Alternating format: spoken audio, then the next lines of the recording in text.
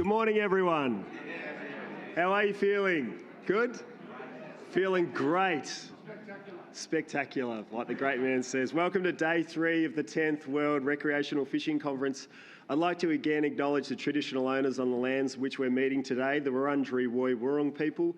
Pay our respects to elders past, present and emerging. How are you feeling? Big night last night, big day yesterday. Did you have a good time? Yeah, absolutely. It was good fun, wasn't it? Give them a round of applause, the organisers, Craig, Michelle and Cam. It was an awesome night. I got a little bit of feedback last night that I need some more dad jokes in my repertoire, so I'm going to roll one out. Where do fish keep their money? It's a really obvious one. At the riverbank. Thank you. I'll be here for the rest of today. Yeah, I'm getting some shaking head over here. Yesterday was fantastic, guys. Amazing night, lots of fun to hang out with everyone. Can we please just recheck our award winners and congratulate those as we go. For those who might have missed last night or have had a big night, these were our amazing award winners. So Bill Sornock from Suntag Infofish, Ozfish and BCF, Dr. Lucas Griffin, the Women in Recreational Fishing Network, who are sitting in the front audience. Yeah, you can give them a round of applause if you like. Keep Fish Wet, Corey Walker and the Benanga Indigenous Fishing Club, Marta Pujol Bossels, the amazing Cameron Westaway and the legendary Rex Hunt, someone who I idolised growing up. We used to watch 5 o'clock every Sunday, go and see Rex. So amazing for him to have this recognition award. It was a beautiful night and we had an amazing day yesterday. We've got another huge day ahead of us today with 3 amazing world-class keynote speakers. Before we move on to those, a couple of announcements to start the day. The poster winner for the best hashtag social media post yesterday was Bryce Stewart. So congratulations to Bryce. And there's still another one today. So if you'd like to do a social media post, hashtag WRFC10. And I saw a really good one from Braden yesterday with a selfie with his whole audience, which was really cool. So have a think about what you can do. Today, we have a special presentation, a new one, which isn't in the program. It is called Meet the Codfathers. So these are 2 of Australia's best, the world's best, Murray cod fishers. They're going to be here at 12:30 during lunch, so bring your lunch inside. They're going to tell you how to catch Murray cod. These are the world's greatest sport fish, so forget about pike, trout, all those pest species, largemouth, smallmouth bass. We don't care about those. It's all about these big green fish. So Anthony Forster and Steve Vidler are going to give you a masterclass. They've got videos and photos. It's going to be awesome. Come in here and have a listen to that, or you can just have your lunch out there. But it'll be really good to see. Also today, we have 2 sets of concurrent sessions, and then we'll all meet back in here in the auditorium at 2:50 for the special keynote presentation from Patrick Hone, Managing Director of the Fisheries Research Development Corporation. Patrick's going to wrap it all up, give us the key learnings and the future challenges of the whole conference. So we're really looking forward to that. So they're the announcements for this morning. Now it gives me great pleasure to introduce our first of 3 amazing keynote speakers this morning. Let me introduce you to Beth Nyboer. So Beth is a freshwater and conservation scientist who explores how anthropogenic stresses affect freshwater ecosystems and the fish, fisheries and the fishing communities they support. Beth is currently an assistant professor at Virginia Tech in the Department of Fish and Wildlife Conservation, and her presentation focuses on the theme climate change impacts and adaptation measures. Please give it up for Beth Nyboer.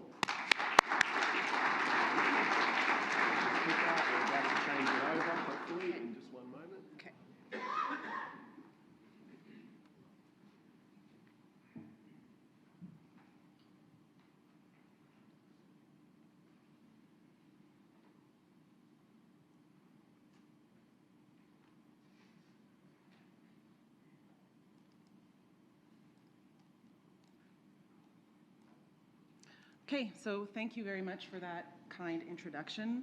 I want to start by acknowledging the traditional owners of the land that we're gathered on. I'd like to acknowledge the millennia of stewardship that they've provided to these lands and thank them for welcoming us to this space early in this conference. I also really want to thank the conference organizers for inviting me here and giving me such a warm and generous welcome. I've had an absolutely wonderful time at the conference and exploring Melbourne and the surrounding areas, so thanks for the generosity. I'm really excited to share some current and ongoing work that I have going on looking at the effects of climate change on recreational fish, fisheries, and foods. So we all know that recreational fisheries are of extremely high social, economic, and cultural importance in many regions in the world. And we've seen these absolutely staggering estimates of engagement with hundreds of millions of people catching tens of billions of fish every year. And we know that the motivations to engage in recreational fisheries are as diverse and dynamic as the number of people involved. And it's partly because of this diversity that the impacts of climate change can be kind of tricky to pin down for recreational fisheries. The increasing number of studies has documented what we might expect to see for recreational fisheries under different climate change scenarios. And while each one of these studies has its own kind of focus, there's a basic framework that begins to emerge from all of these. On one hand, we know that climate change is very likely to affect the fish species that are the targets of recreational fisheries. Elevated water temperatures and other stressors that come along with climate change exert selection pressure on fish, and they need to respond to that. So with marine species, we've seen that they've been shown to be shifting their distributions along with shifting optimal habitats. Freshwater fish have kind of a limited dispersal capacity relative to their marine counterparts. So we might expect to see changes in body size, fecundity, or even population size. And many recreationally targeted fish species tend to have large body size and slower growth rates.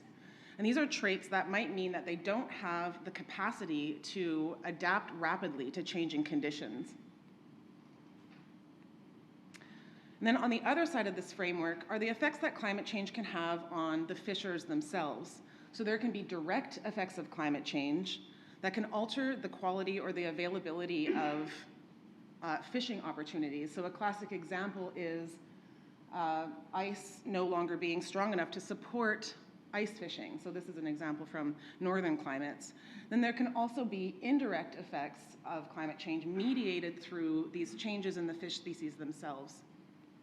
And then at the center of all of this, you have policy and management decisions that are there not only just to manage the fisheries, but also in some cases to mitigate the effects of climate change themselves.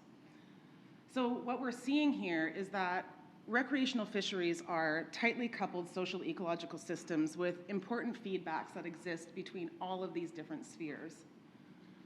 And as an interdisciplinary scientist, I try to work at the intersection of all of this as much as possible.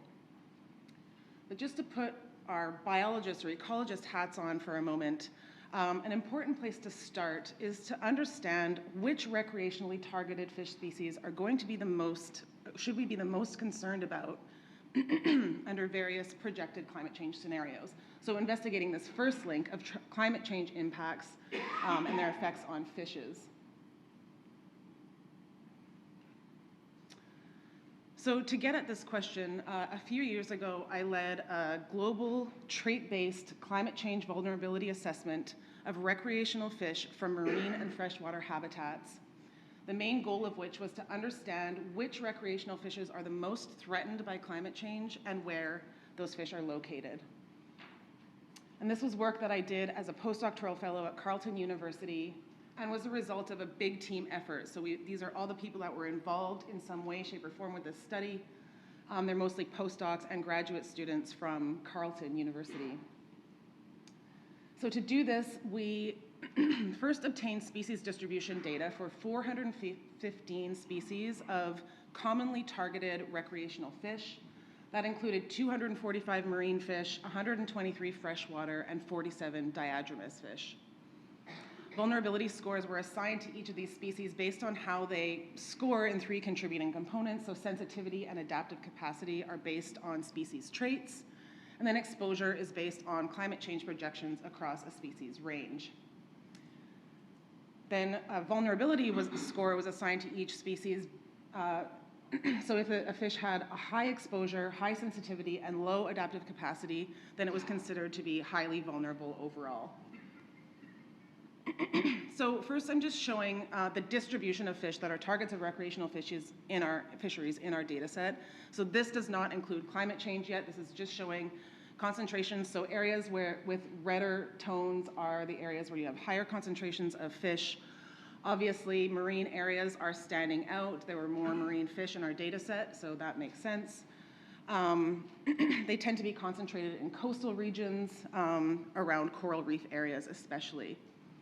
And because there are so many marine species, you can't adequately see the freshwater patterns here. So here I've just deleted the marine fish and upped the contrast in the colors for the freshwater to give you a sense of where the freshwater fish are concentrated. So North America, Northern Europe, and then some in the Amazon basin. So keeping these patterns in mind, we can look at vulnerability patterns. So now this is climate change vulnerability. Again, redder tones are higher concentrations of vulnerable fish. In the top map, I'm showing the number of species that are predicted to be vulnerable. And then in the bottom map, I'm showing the proportion of fish predicted to be vulnerable. In the graphs on the side, I'm showing how those fish fall out in terms of the marine, freshwater, and diadromous categories that we're looking at.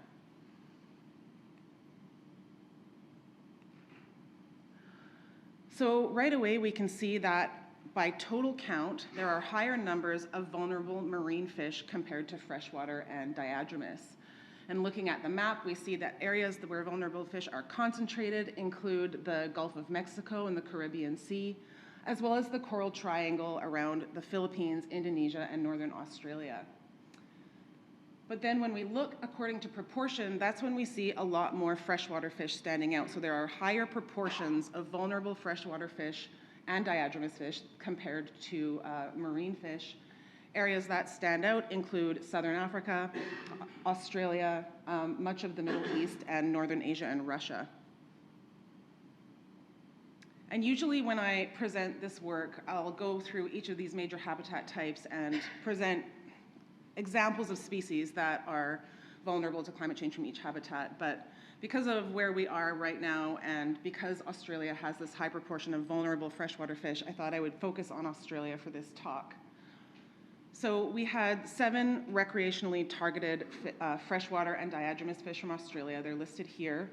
I acknowledge that these are not all of the freshwater fish targeted in Australia, but we had to be kind of selective about how many fish we could include in this global data set. So these are the ones that came out on top. So why do these fish have high vulnerability scores? Well, a lot of them have traits that make them sensitive to climate change. So some rely on seasonal triggers to complete parts of their life cycle. The silver perch, for example, whose spawning timing corresponds with flooding rhythms in the rivers. Many of these species also live in shallow, temperature-sensitive habitats.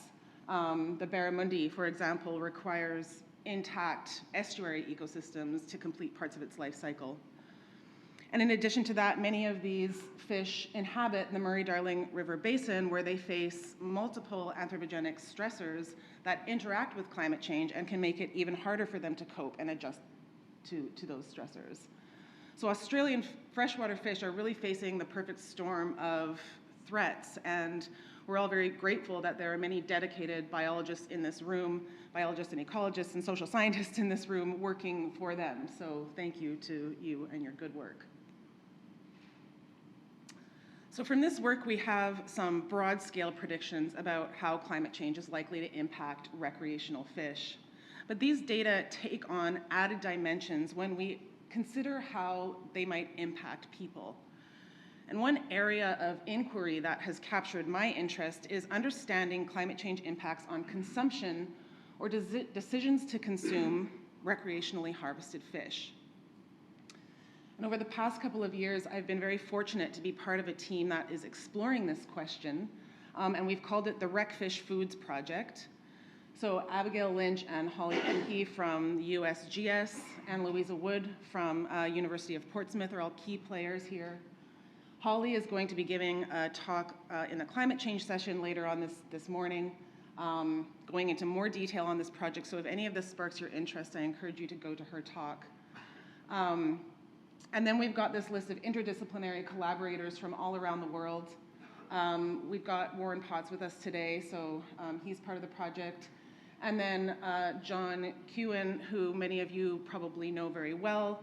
Holly and I have been working with him for a couple of years now online, and he came and met us for lunch yesterday, and it was really wonderful to be able to meet him in person and talk about the things we're finding in this work, so that was really special. So this group has long been motivated to better understand consumption rates of recreationally harvested fish species, specifically in the freshwater sector. So now we're really moving into freshwater considerations.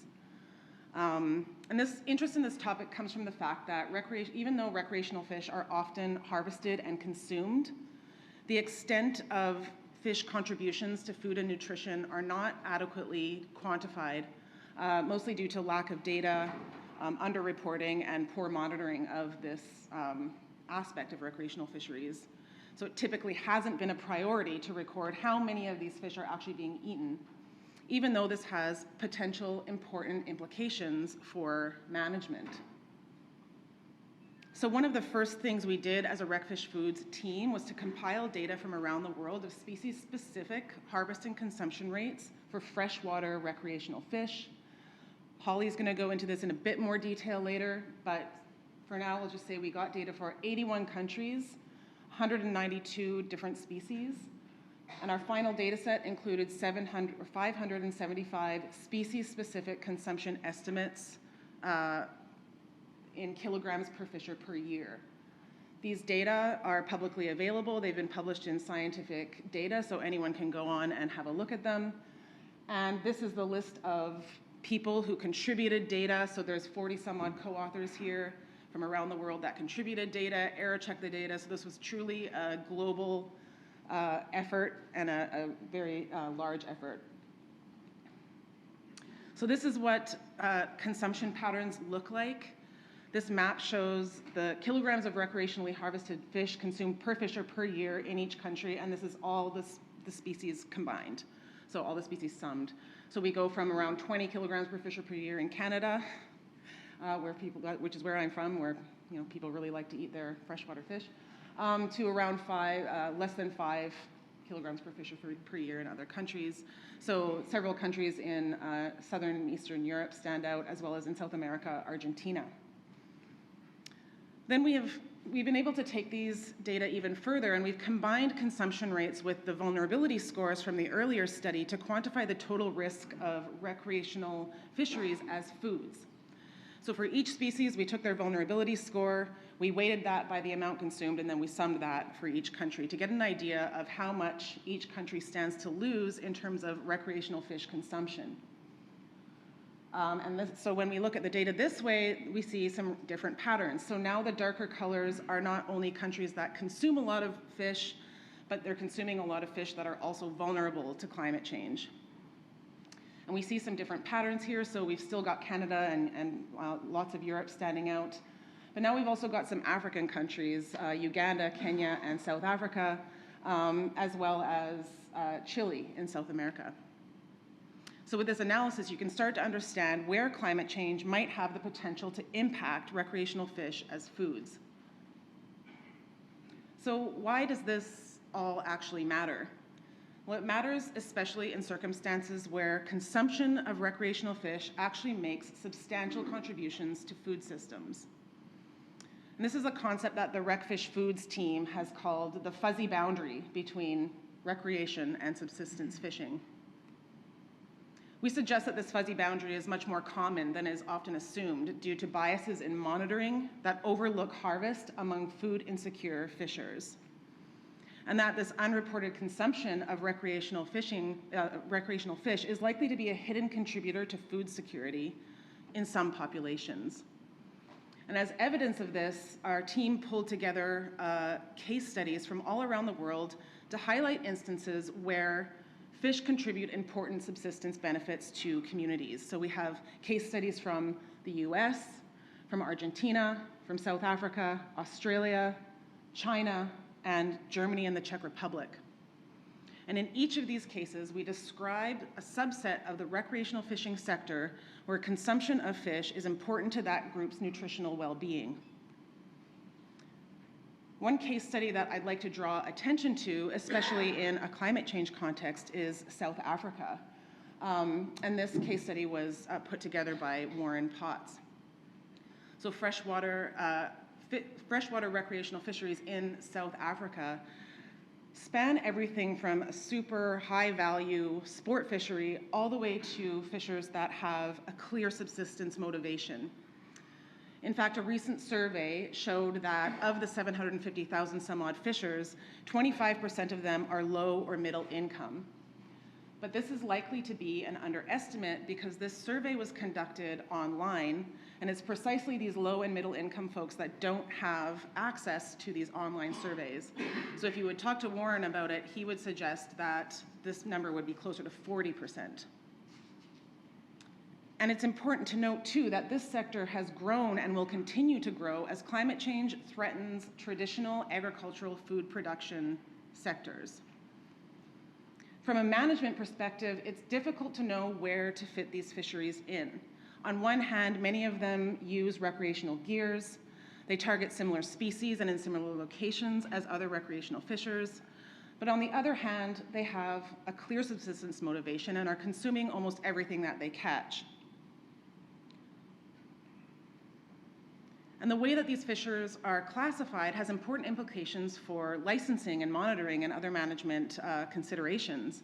So will classifying these fishers as recreational achieve South Africa's goal of equitable access to inland resources, or will this simply increase already existing tensions between the subsistence and recreational sector? So these are the kinds of situations that are in South Africa and are also evident in other parts of the world that need to be monitored closely going forward, especially under climate change scenarios.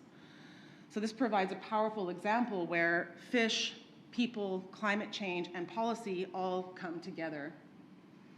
So coming back to our diagram, we've seen that climate change has effects on fishers and on people, and that considering rec fisheries as a whole requires understanding each of these spheres. And we also highlight that to do this well, it may be important to break down stereotypes that we might have about what recreational fisheries are and devise policy and management schemes that account for that complexity. So with that, I leave you with this beautiful painting called Fish Save the World by Christy Belcourt, one of my favorite Anishinaabe artists from the Laurentian Great Lakes area. And thank you very much for your attention.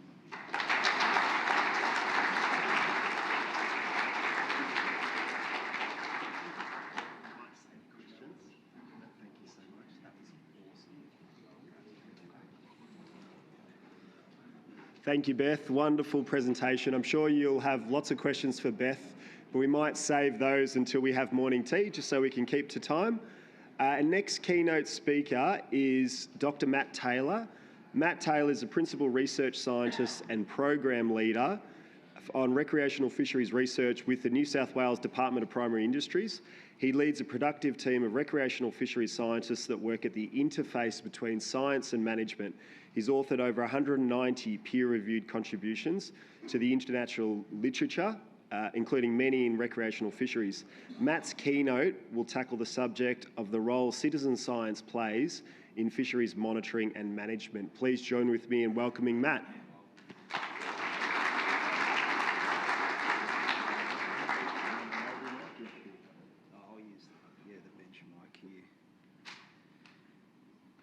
Thanks for the lovely introduction there, Taylor.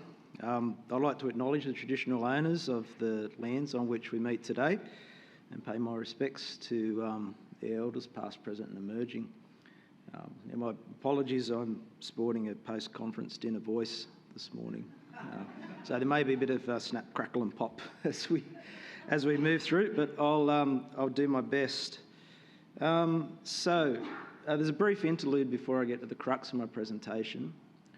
This plenary slot was set aside for a member of the Australian Society for Fish Biology to give an Australian perspective on recreational fisheries research and management, but also to give a brief introduction into the Society, particularly for our international delegates. So that's where I'm going to start. The Australian Society for Fish Biology is founded in '71 as a professional society for fish and fisheries researchers. It's very much evolved over the years into a society that's heavily focused on the promotion of research, education and management of fish and fisheries in Australasia. So it's an inclusive society which aims to support all members, but the society is particularly proud of their efforts in supporting and promoting women in fish and fisheries research and supporting students. So it's a well-linked society internationally. It's a member of the World Council of Fisheries Societies. It's got active MOU with the American Fisheries Society, and it's working on developing similar MOUs with the Fisheries Society of the British Isles and the Asian Fisheries Society. But regardless of that, our annual meetings frequently are co-hosted with several well-known international conferences, including the OCS, the Oceania Constricthian Society, sorry, there's the first snap, World Fisheries Congress, the ISS-ESR and the IPFC. Now, one of the most important functions of the society is as a nursery for our young of year, and there's probably many local delegates here in the audience today that can identify with me when I say that my first scientific presentation was given at an ASFB conference, and that conference, those conferences provide a safe and encouraging atmosphere for that to happen and for presenters to develop their style and their skills. There's a vibrant student program and student membership, and I've never known a student that wasn't interested in money. There's a number of great prizes that are available, either as cash prizes for students themselves or as prizes to support their travel or research. Now, in terms of rec fisheries research and management, which is why we're here, the Society frequently co-runs with their annual meetings, workshops of interest and themed sessions of interest to recreational fisheries researchers and practitioners. So for any local delegates out there that aren't members, I strongly encourage you to consider joining. Any international delegates that want an excuse to visit us a little bit more regularly in Australia, I think this would be a good thing for you to look into. And I'll just ask John Morangello to stand up. He's in the audience somewhere. Well, he's our incoming president. He's here at the society. He's here at the conference this week. I encourage you to talk to him if you want any more further information. So without further ado, I'm going to talk to you today about the role and impact of citizen science in the day-to-day management activities of a fisheries agency. Now, full disclosure on this, I am not an expert in citizen science, nor am I a fisheries manager. But as a government scientist for some 12 years now, I'm constantly amazed at the diversity of problems and issues you get to deal with. And it's my experience, it's probably one of the best and most challenging parts of the job. It's my experience that over the years I've come to recognise that citizen science data streams that we collect in New South Wales is a really valuable resource for getting to the crux of these issues. But, thinking about it, I've never seen anyone present on that topic, and so I thought it'd be a nice story to share with you today. So let's just start at the beginning. What is citizen science? I tend to favour a nice broad definition. It also conveniently aligns with our government's definition of citizen science. It's about non-professional scientists participating and contributing to scientific research. Now, much of the work we do as recreational fisheries scientists partners directly with recreational fishers as our citizen scientists, and that can be as simple as providing advice into study objectives or study designs, providing data, providing samples, conducting research and on-ground activities, all the way down the other end of the spectrum where citizen science can run programs themselves with very little input from actual scientists. I think it's fair to say that improving the evidence base underpinning management is a shared goal that supports the development of those partnerships between researchers and citizen scientists. But my reading of the situation is that the loop through management is at times opaque. And what I mean by that is I think as researchers, we tend to do a reasonable job of providing access to the data back to the people that actually collected it in the first place, through publications, reports, open data access agreements or online databases. But where the rubber hits the road, where that data sort of feeds into day-to-day management is a lot less clear. And that's what I'm focusing on today, using primarily saltwater fisheries as an example, as my examples. So any jurisdiction in Australia usually includes a fairly sizable chunk of land and sea, and anyone that's responsible for data collection at the jurisdictional level can probably sympathise with the fact that the sheer scale here creates a need and a reliance for citizen science. And just to give some examples, in New South Wales, we have 180 estuaries spread across over 2,000 kilometres of coastline. There's thousands of fishable inland waterways, there's thousands of access points. There's probably in the vicinity of 1 million recreational fishers, give or take a couple of 100,000, that harvest anywhere up to 130 species. So that's monitoring all those things is quite an undertaking. So such reasons, citizen science programs tend to represent some of the more feasible options for data collection. But it's not the only reason. By its nature, much of the data that we need to inform fisheries management needs to come from the fishers themselves. So in New South Wales, we run quite a few citizen science programs. These have developed over decades. And I'll just step you through these now before I launch into the second half of my talk. Now, the first concerns catch effort latitudinal data, and the main vessel through which we collect that information is the Rec Fisheries Monitoring Program. Now, the main part of that is a biennial telephone diary survey. As these things do, it starts with a screening survey, recruit anglers, angler households, which are diarised for 12 months. They record the things you'd expect them to record, catch effort, platform, location, those sorts of things. They get a monthly callback where they surrender their data to the interviewer. That goes into the database. And it all finishes with a wash-up and an attitudinal survey at the end. Now, the second part of the Rec Fisheries Monitoring Program is the Biennial Charter Observer Program. Now, that's an interview-based program that largely focuses on capturing catch effort and biology out of our our charter sector. They're ongoing monitoring programs, but it's important to point out that there's a long time series of project-based, on-site or bespoke attitudinal or expenditure surveys that have occurred in the state, and these are also really useful resources which support management.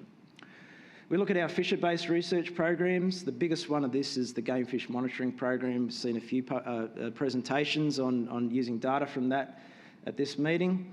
It's in its 50th year, or I think it's past 50 years now, of data collection. There's been 500,000 tag releases, about 10,000 recaptures, and that's contributed or supported to 250 scientific publications over that time, which is quite a considerable impact. Linked in closely with the Game Fish Monitoring Program is a trophy fishery program that operates in our rec fishing havens.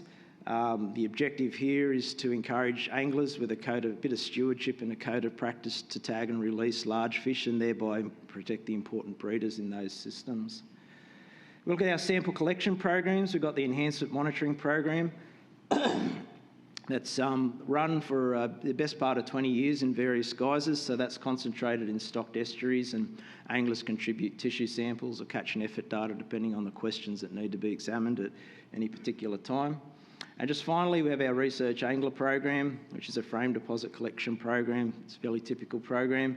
It helps us with length and age structures for recreational catch, and also provides a means to collect tissue samples for various projects as they're required. So the ways in which the information generated through these programs support day-to-day management may well surprise you, they may not.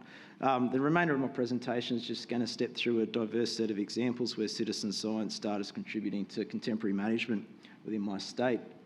I thought a good place to start here was the role of citizen science in the evaluation of proposed changes to regulations. And we've got a great example for this in a situation that developed a few years ago in New South Wales. And it started with a change.org petition that was seeking a slot limit for dusky flathead. It got up to almost 9,000 supporters. And that came to us in the department through our Rec Fisheries Advisory Council with a number of scenarios that they wanted us to check out. And so obviously the first place we looked was our citizen science data, and that allowed us to evaluate these scenarios, which in turn were captured in the consultation paper that was provided out to the broader recreational fishery. And then something strange happened. We got 5,000 submissions on the dusky flathead part of this consultation paper, and 75% of those were positive, supportive of the more restrictive regulations that were on the table. And I like to think that the fact that we've used citizen science data and provided that back to the fishers in making the case for the changes certainly helped in that positive response. Now, you may or may not agree with me, but I think contamination is probably one of the biggest threats faced by rec fisheries in the current century. You know, these contaminants that flow in a lot of our estuaries, particularly urbanised estuaries, they affect the health and the productivity of the stocks we exploit, but they also pose a health risk to the anglers that choose to consume their catch. What a lot of people don't realise is that citizen science data is usually the first port of call when we get a new contamination incident rolling onto the books.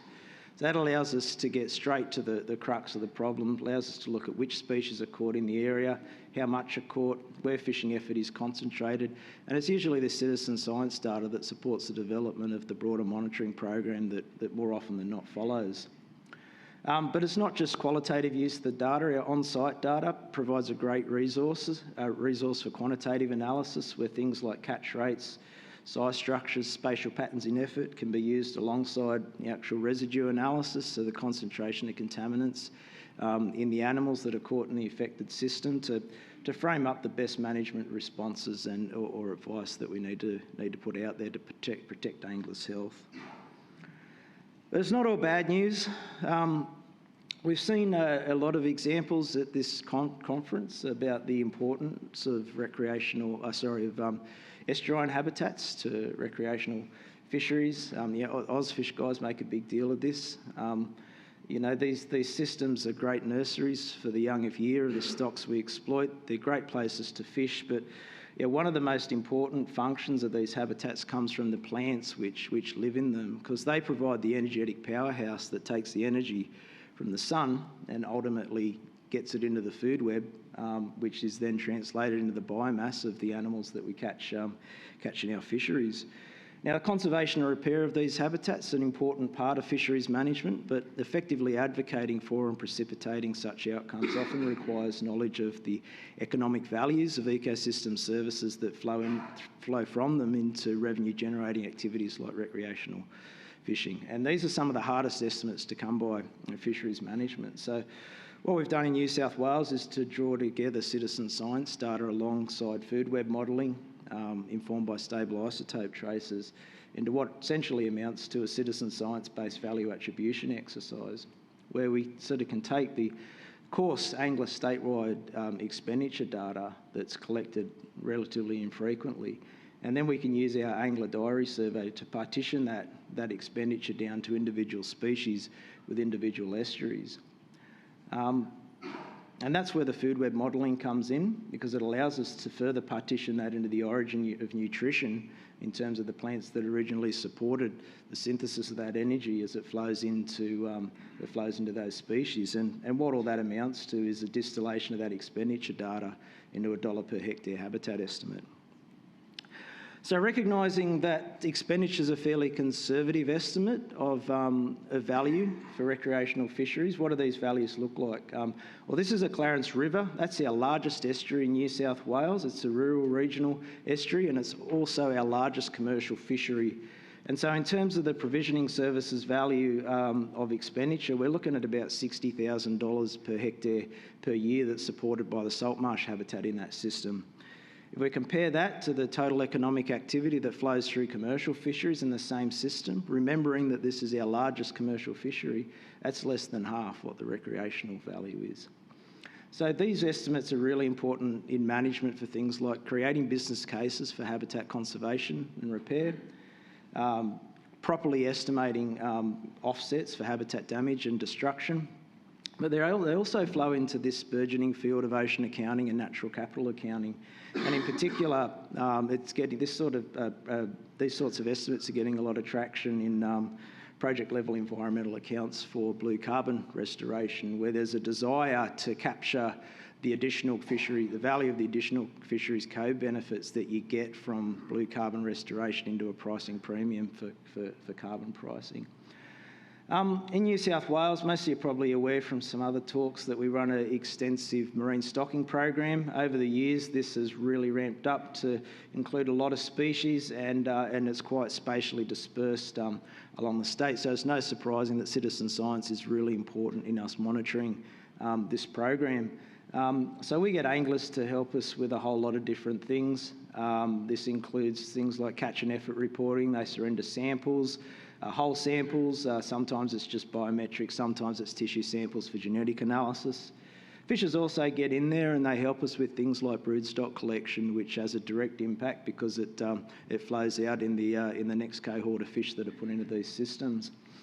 All this data helps us with things like contribution rates, growth rates, dispersal, genetic impacts. But ultimately, this is an adaptively managed program. So the outcomes of the citizen science flow directly into management, almost in real time. It's a fairly agile program, and some of the examples that we've seen of this in recent years include a revision of flathead broodstock collection regions, which has supported a great expansion of the program, as well as the cessation of yellowtail kingfish releases due to high dispersal and poor contribution. So this brings me to the last example I'm going to talk to you about today, and that relates to climate change and fishing opportunity. Now, this southeastern corner of Australia is warming at 3 to 4 times the global average, and what that's doing is it's leading to a broad-scale redistribution of biodiversity, including recreational fishing species, and you can get a lot more information on that from the Red Map kiosk out there. So, as luck would have it, our game fish tagging program participants have been beavering away for the last 50 years, collecting a vast repository of occurrence data. And one of our young scientists, Curtis Champion, alongside some very intelligent collaborators from IMAS and CSIRO in Tasmania, have come up with a really neat framework where they can push that occurrence data to model the seasonal persistence of appropriate habitats for our main recreational lionfish species off the coast. So the prognosis actually looks pretty good for New South Wales for these species. We'll see some declines here in the north of the state. They're more than offset by increases in the availability of suitable habitats to support these species over the next 30 years in the south of the state. I've been a bit cheeky including this because the adaptation management response really hasn't been well defined yet, but I think these are really useful analyses, and you'll probably agree that they will certainly aid decision-making in future policy and investments surrounding climate adaptation. So that basically concludes my presentation. I hope I've shown that citizen science can answer more questions than you think, and while citizen science is never quite perfect, I think it's fair to say that it certainly does have an impact at the coalface of day-to-day management. Now, unfortunately, there's a whole lot of examples here I haven't had time to go into. Here's just a few of them. The one I wanted to call out here is the freshwater citizen science programs that we run in New South Wales. There's a really great suite of programs there run by Nathan Miles and Gav Butler that feed right into management. So I encourage you to talk to those guys about those ones if you're interested. But as I conclude, I just wanted to leave you with some of my thoughts about how to get the most out of this valuable resource. And it might be a bit of a dangerous suggestion, but I believe that a feature of a good scientist is to be an imaginative person, and that relates to citizen science as well. And if you have a bit of imagination about how the data can be used, you can certainly get the most out of it. The data's rarely perfect, but you need to recognise it fills a void where few other options exist. Synthesise it with other data sources, and that's a great way to get the most out of the data. But it's also important to understand and acknowledge the limitations, address them when you can, but most importantly, you've got to be open about them and communicate them as you push things through the management pipeline. So on that note, I'll be quiet and let you all hear from Robson.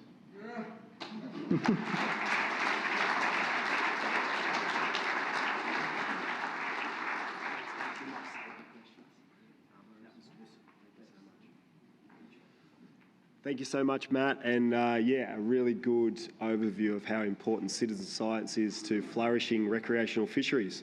All right, our next keynote speaker, he hardly needs an introduction. I think everyone knows who's coming up next. He's the biggest fishing celebrity and TV presenter in the world. You might remember him from shows such as Extreme Fishing with Robson Green, Robson Green's Extreme Fishing Challenge, Robson Green Extreme Fisherman, Robson Green's Ultimate Catch, Robson Green Coastal Fishing.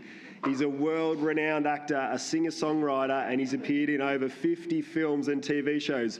I want you to make some noise to make him feel welcome. Give it up for Robson Green. Please, stop, don't stop.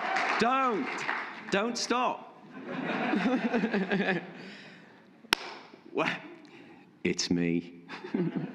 For those of you who have no idea who I am, what I do, or why I'm here today, I share your confusion. So Taylor, after the big build-up, I apologize now for the anticlimax. It's a very good laxative, this.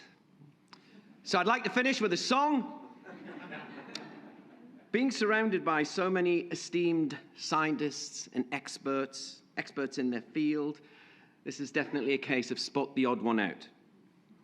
But I'm here to talk about my favorite subject, me. I've just landed from the UK. I'm pushing through the jet lag, and you all know the scientific definition of jet lag. The wheel is still turning, but the hamster's dead. My name is Robson Green, and for the last 40 years, I've been an actor and presenter on radio, stage, but mainly television screens. I've done a lot of TV, over 1,000 hours. In fact, not so long ago, a man shouted over to my father, and he said, "Your son, Robson Green, is never off the television." To which my father replied, "I know, he's like poverty, he's everywhere."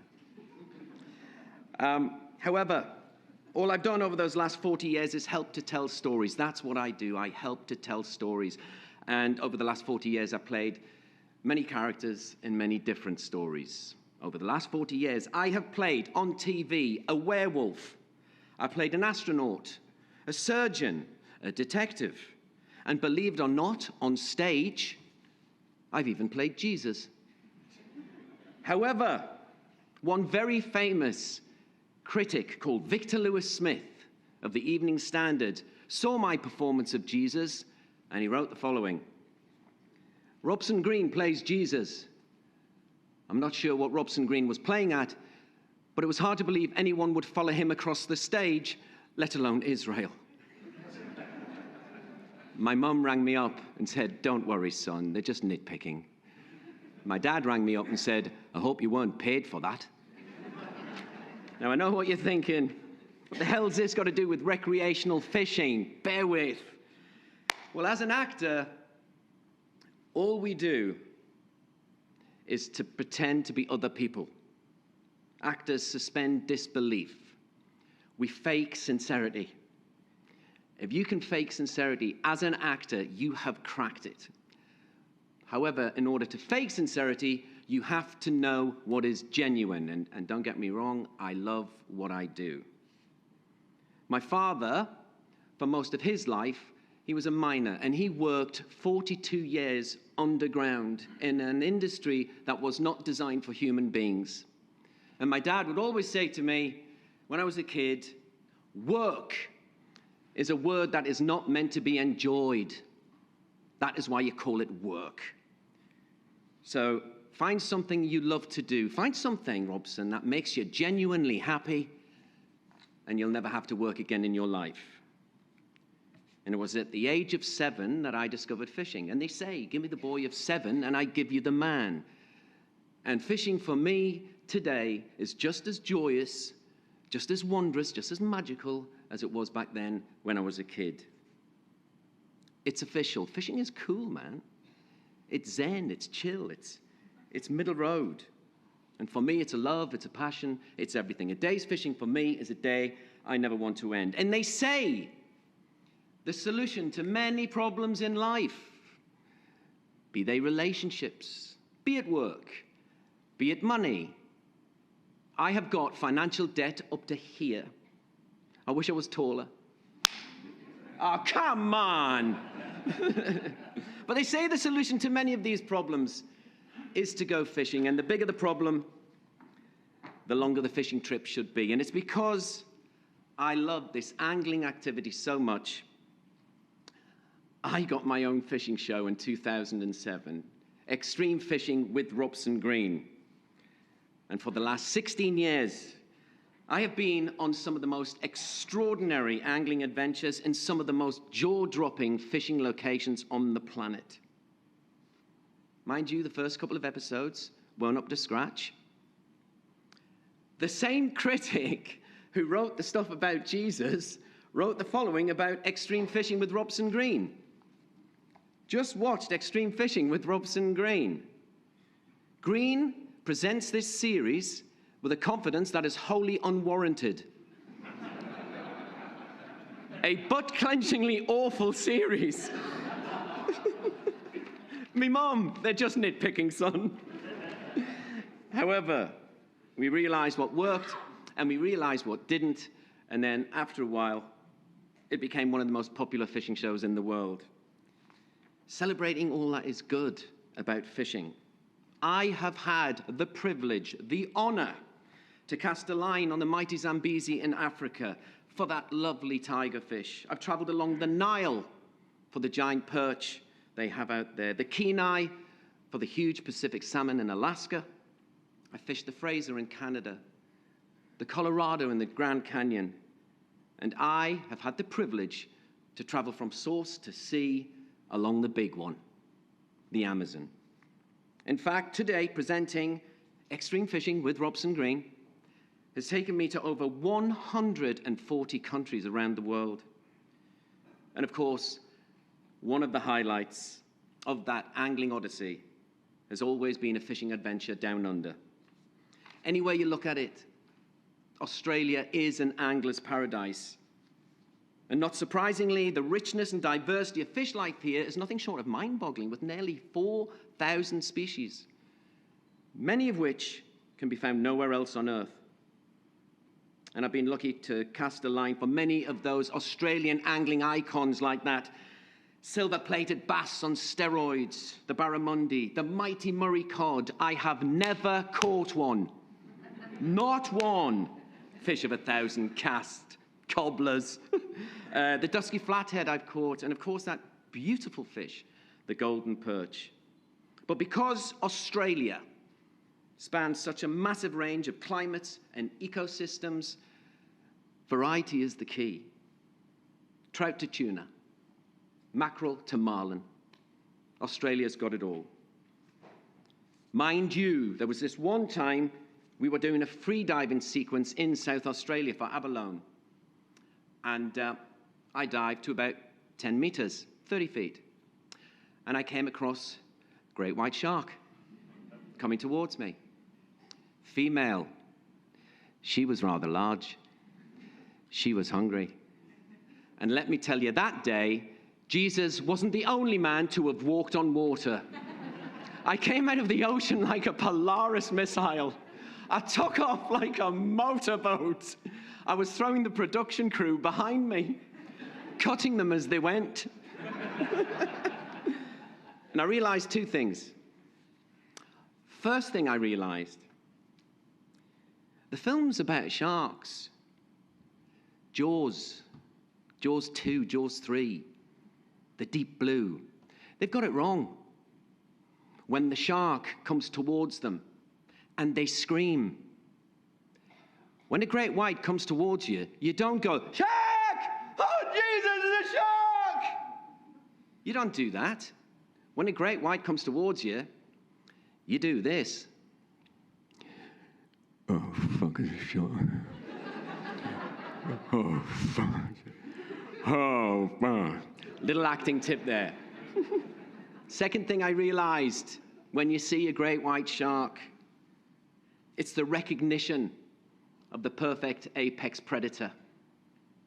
Perfect in design, perfect hydrodynamics, and a perfect example of what an apex predator is and why we need them to keep the ocean's delicate ecosystem in balance and stable.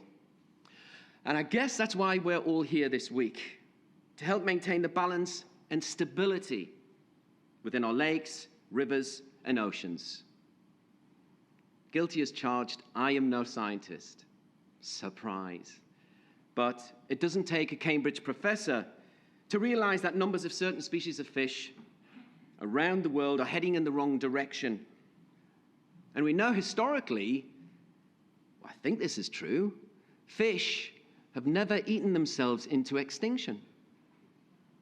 I'm an ambassador for the Wild Atlantic Salmon Trust, and I'm sure you all know that this iconic species of fish is under threat.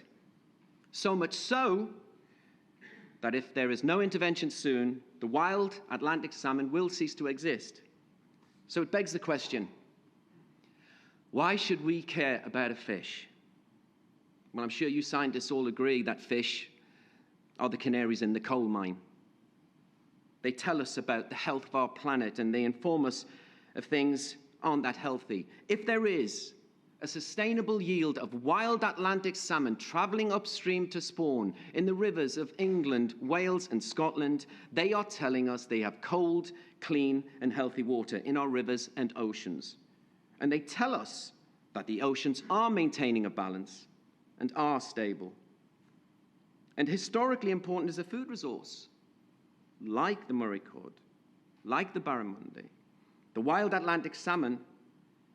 They had deep cultural connections throughout the world, inspiring art and folklore. And the remarkable migrations of salmon make them a symbol of strength in the face of adversity. Here we go, first scientific fact of the day. Being alongside fish in their natural environment reduces stress, it's true. It reduces anxiety and gives us all an overwhelming sense of well-being.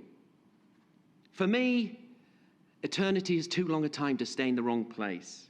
There are so many threats and obstacles being faced by the creatures that reside in our rivers, our lakes, and our oceans. It's been mentioned this morning. Climate change. There's predation, there's overfishing, there's pollution, man-made barriers, and so on. It's a long list, but there is one threat that very few people talk about, and that is apathy. The notion that if we sit back and do nothing, the problem will sort itself out. The fact that there are so many species of fish here down under is not only a testament to the health of your waterways around Australia, but it's also a great example of what happens when people take action and when they manage and take care of and look after and love the water. Fishing in any part of the world is only possible in safe, healthy, and clean water. And I truly believe that if we take care of the water and the fish in it, and they love it, they'll love you back. Scientific fact number 2, our bodies are 60% water. Our brains, 73% water. So maybe when we're next to water, when we hear water, when we really listen to it, and when we look at water and when we really see it, just maybe it triggers a mechanism in our brains that tells us all we're in the right place, that we are home. Many times when I am fishing, irrespective of the location, be it Australia, be it Africa, South America, China, or Okinawa, I've always felt at home in or on the water. So maybe home isn't the house we live in or the town that surrounds us. Maybe fishing reminds us that home is a feeling, a good feeling. For me, when I've traveled down the wrong pathway in life, when I've eroded a path of destruction, when bad things have happened to me, usually of my own making, fishing has always been my road to Damascus, the comfort blanket for my soul, the time when I truly can get away from it all. And guys, the outstanding and extraordinary work you do, alongside many of the organizations represented here this week, is a constant reminder that our waterways are an integral part of our local environment on which we historically depended on for food and shelter and basic survival. My final scientific fact of the day. A healthy waterway with healthy fish in it is known to improve our quality of life. And the organisations here this week puts us all, young and old, in closer contact with nature, allowing us not to escape life, but to experience a greater immersion into it. There are so many social benefits, as you know, with fishing. Fishing brings people from all walks of life together. So many fishing clubs, casting clubs. Back in the UK, they now prescribe fishing for rehabilitation, for all sorts of health issues, be they mental or physical. I mentioned earlier, as an actor, I help to tell stories. And the work that you do, making sure that fish stocks not only survive, but they thrive, is a really life-affirming tale, one to be enjoyed for generations to come. And it always gives me a real sense of belonging, because I truly believe fishing goes somewhere into defining who we are. Because I know when I'm in the water, casting a line to a fish, I am home. Thank you very much.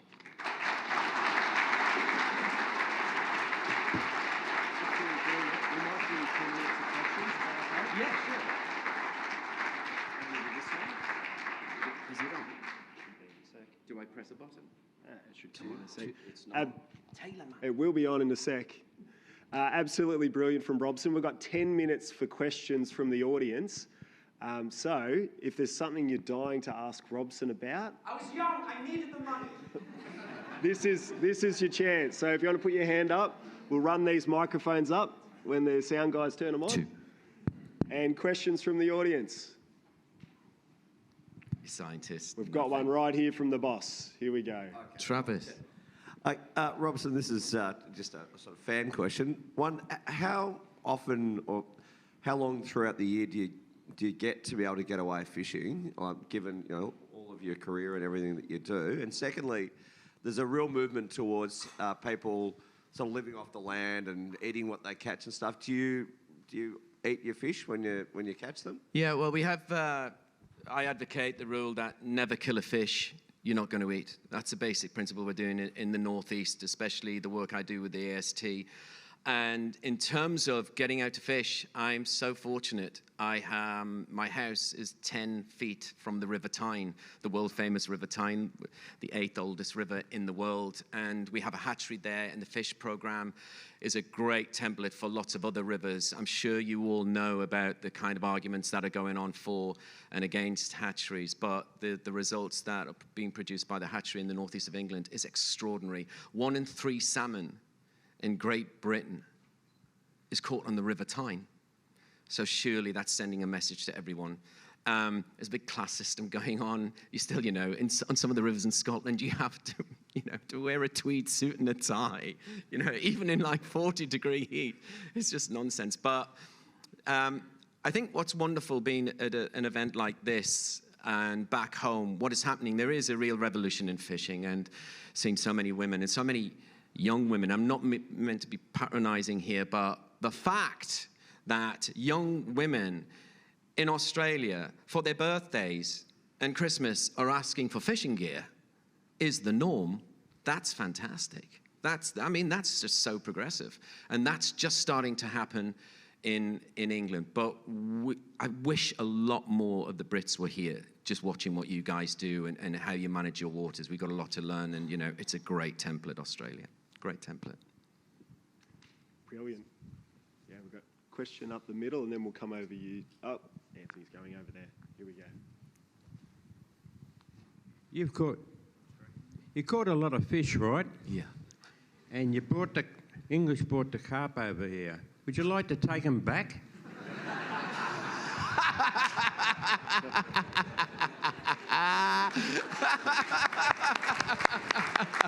I'm not a carp fisherman. I'm not a carp fisherman. A lot of the carp fishermen look like the carp. You what? Oh, God. Oh, God. Yep. One over here on the right, Robson. Yes, sir. Hello, mate. Hi, Robson. Yeah, I've travelled from York in the UK, so I feel your jet lag pain. Yeah, mate, it's brutal, isn't it? Slightly, maybe more serious question. Do you ever have to deal with any sort of negative comments about recreational fishing and it being perhaps cruel or, basically us guys just having fun at the expense of the fish. Yeah. And how do you deal with that? Because I have to deal with that question, and I'm not always sure how to answer it. It's the dichotomy of an angler, but, you know, it's the dichotomy of your quarry. By design, I think we're meant to fish. By design, look at our teeth structure. I think we're meant to eat fish. Fish, I don't know about you, but I love flake here. I didn't know that was gummy shark. Tastes beautiful. And it's not corn brain food for nothing. It's very good for you. By design, we're meant to eat fish. But you're right. You know, you're putting a hook in its mouth and you're pulling it out. You tell the truth. I'm going to eat the fish. That argument doesn't hold. I mean, chatting with Beth last night, it doesn't hold in Africa when people depend on it for food. And I like fish, and it's very good for you. And the fact that I think most anglers are the custodians of the waterways, we're the ones who are looking after it and educating people. And, you know, when I'm casting a line, you read the river. What fishing brings to everybody is that educational thing. It brings the science, the environmental awareness. And, yeah, fish is very good for you. So that's what I say. I like to eat it. And that's why I'm so brainy. Your next question, lady over here on the right. Hey, Robson? yes. Robson, thanks so much for being here. I traveled from Florida, southeastern United States, and we see a lot of declines in fisheries. That seems to be the common theme in our area, a lot due to habitat and water quality. You have the very unique perspective in your outstanding career, going to hundreds of different locations and seeing these very localized fisheries, but all over the globe. Are you seeing these common themes of habitat and water quality designs all around, or does it seem to be certain pockets, or does it seem to be certain latitudes, things like that? But are you seeing some type of commonality between all of these different fisheries? Well, I was fortunate enough to travel to a lot of blue zones, and a lot of blue zones, especially the ones in Costa Rica and around New Caledonia. And it was, we were doing the optimistic stories and meeting the contributors were mainly people who really were passionate about caring about their waterway, about caring about the species and educating the people that surround them. A lot of the places where there was low numbers was because there was nothing like this. There was no awareness, there was no program, there was no infrastructure for the creatures not only to survive but thrive. But our research team usually went to the places to tell the optimistic story, i.e. I went out with Paul Worstling recently on Tuesday, and I saw the bluefin tuna, and he said it was a bad day. I mean, we got 3, but they were just showing everywhere. But again, that was down to management, education, coming through all ages. It was an educational thing. I saw a lot of stuff that we couldn't broadcast. I saw a lot of bad stuff that we couldn't broadcast, but that was purely out of ignorance. And it's all to do with education. It's all to do with what you guys are doing, most definitely. So we've got time for a couple more questions. All the people who ask questions get a T-shirt as well. So you see a few getting handed out. So, Gary, every up in the hand middle. goes up, out for out. Robson, Gary, we were talking the other night about you being taught to fly fish by your uncle. Yes. And I think Andy Moore talked about the other day, you know, learning the skill of fishing from an early age. Yes. And how important that is. I'd like you just to comment on how we need to train kids to get into fishing, because a lot of kids are coming from single-parent homes, they live in cities, and that doorway to a lifetime of fishing is probably not there like it was for you in your early life. Well, it was a strange thing. So everybody remembers the first fish. A lot of anglers do. You know your first fish, where you were, who you were with. And I was with my father. Was a miner. He worked back shift, so he worked through the night, so he couldn't spend time with the kids. So my dad's brother, my uncle Matheson, who was a hairdresser, women's hairdresser, trained by Vidal Sassoon, believe it or not, walked around a mining village with an Afghan coat on. He was a painter. He was a jockey. His favourite movie, Far Lap. I wish he'd have been there last night. But he was a brilliant fly fisherman. And, you know, when you catch your first fish, and if it's the first day, then you're hooked. And Uncle Matheson would teach me to fly fish. He'd have a huge clock, seriously, a huge clock to the side. And he'd make me cast from 10 to 2, 10 to 2. And he'd have Strauss's waltz playing. He would, and he'd go, bum, ba-dum, bum, bum, bum, bum, bum, bum. I swear to God. I mean, what an opening. He's standing there in an Afghan code going, come on, dun, dun, dun, dun, dun. But we then went down to the river and we used a Tupp's indispensable fly. Anyone who knows a Tupp's indispensable, you know what it's made of. The hair of a ram's testicle. It's true. Google it. I mean, imagine being 7 and someone tells you that. But it does beg the question, when the angler was fishing and ran out of fly tying material, or ran out of flies, he goes, what am I going to do now? And he sees a ram. Oh, I've got an idea. However, Matheson, he had that giving quality, and he had the quality that all you guys have got. He had time and investment and energy, and that's what you need. It's all well and good, you know, thinking about it and getting the program together, but you need the actual energy to actually to do it. So Matheson would train groups of kids. Back in the UK, it's growing. As I say, there's a big revolution going on in the UK. Just over the last 7 years, it's incredible. And that's thanks to like Marina Gibson and Zoila Brozas and all the other great female anglers there, most definitely. Yep, right up the back in the left corner, Robson. Hello. Thanks, Robson. You mentioned just before, because we fish, we're passionate custodians for the waterways and waters and oceans of the world. But you also mentioned in your presentation about apathy, which is you know, a real thing about getting fishers involved in advocacy and being part of the solution. Just interested to hear your thoughts about how we can kind of unlock the key and get a few more of those apathetic fishers that have always got great ideas around the bar through the door and getting involved in organisations like you're in and many of those that are here. Yeah, I mean, my favourite angler of all time on TV, Rex Hunt. Well, I mean, you know, John Wilson, Matt Hayes, Marina Gibson, all those amazing, entertaining, informative, educational programs on TV. The power of TV is extraordinary.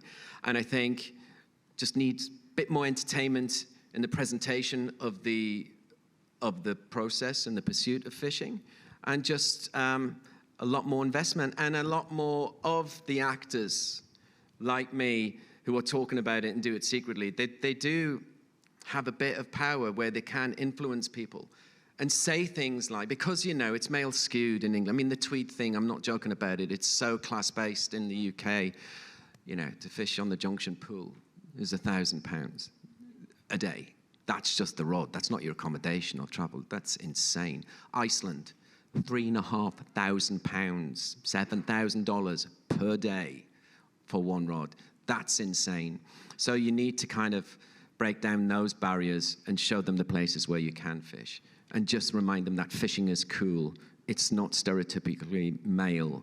It's something we can all do and enjoy, and it can kind of bookend that working week. And it can be a greater immersion into life, most definitely. Fantastic. Well, Great. We might wrap it up there. Can we give it another round of applause for Robson and all of our keynotes?